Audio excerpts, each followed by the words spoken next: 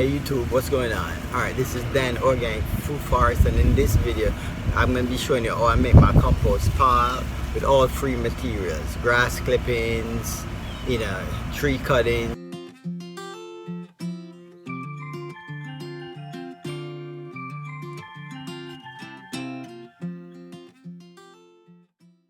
Free materials that I'm using.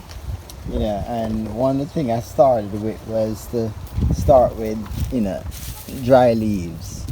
I start with dry leaves. I use the grass clippings from the lawnmower when I cut the lawn. I trim the Hydrolyzed leaf, which is pigeon bees. When it gets too big, pour it on the pile. And I also get, coffee grounds.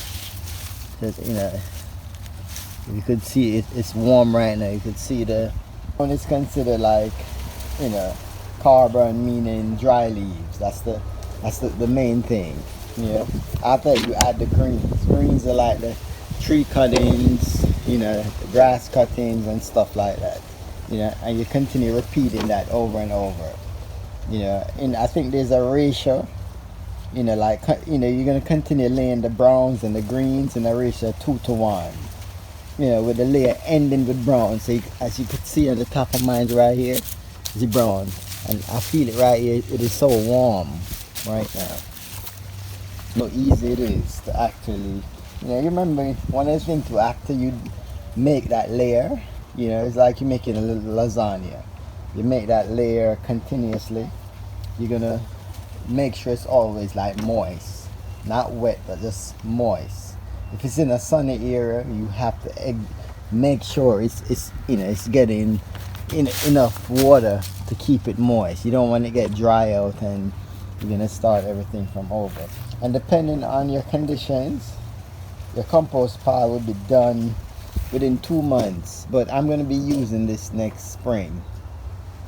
I didn't use in this pile I didn't use food scraps. I kind of stay away from the food scraps because it brings flies and stuff like that. So I just stick with the browns, which is the dry leaves. I said, the green leaves. And I use a lot of coffee grounds. Yep. And you can see everything is right there.